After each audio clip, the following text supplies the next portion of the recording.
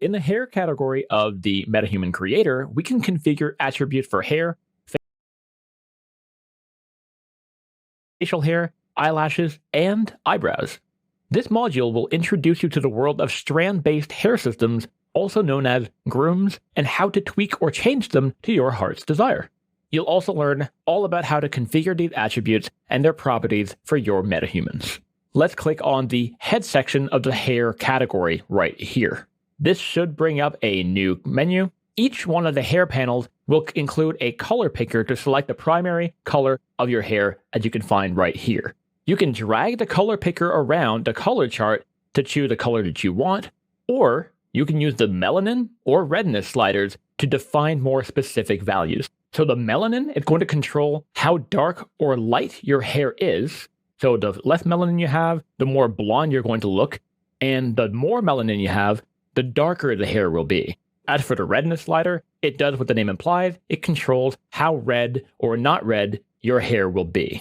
The roughness slider is pretty simple. It will define how oily or dry your hair looks. This is also useful if you want to mimic the look of hairspray in your hair, because hairspray will make your hair a little bit more matte and less shiny. The salt and pepper slider determines how much of the hair has gray spread throughout.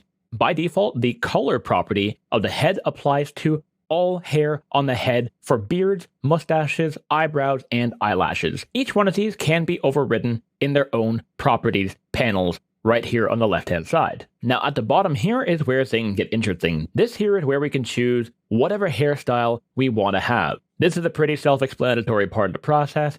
Choose the hairstyle you want and configure it with the settings we just talked about. Next up, by clicking on the Eyebrows tab on the left-hand side, we have the same color, roughness, and salt and pepper settings that we just saw in the Head tab. So this process here is exactly the same. Here you have several styles of eyebrows. Feel free to pick and choose the one that you want.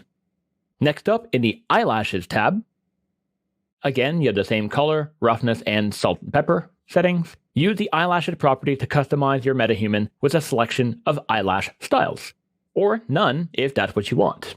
In the Mustache tab, same color, roughness, salt and pepper settings, and you have a series of presets you can use. And finally, the Beard tab, we have the same color, roughness, salt and pepper settings, and a series of beard presets that you can choose from.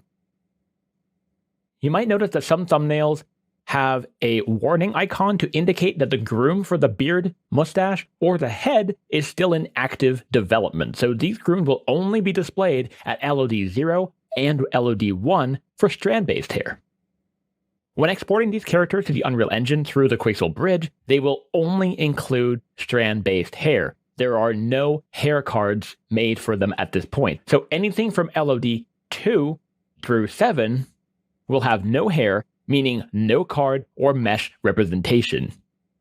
The metahuman will be bald when those LODs are enabled at further distances. So just to give you an example, if I go from LOD 0 and go to LOD 2, there is no hair whatsoever because there are no hair cards made for the hairstyles that I used as of now. But like I said, these are in active development, so they will come at some point in the future.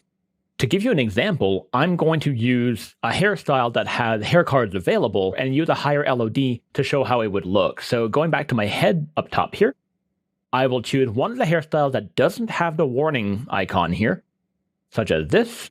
And now when I go from LOD 0 to LOD 2, for example, you'll see we still have hair, except these are hair cards and not hair strands. There is an important distinction to be made here.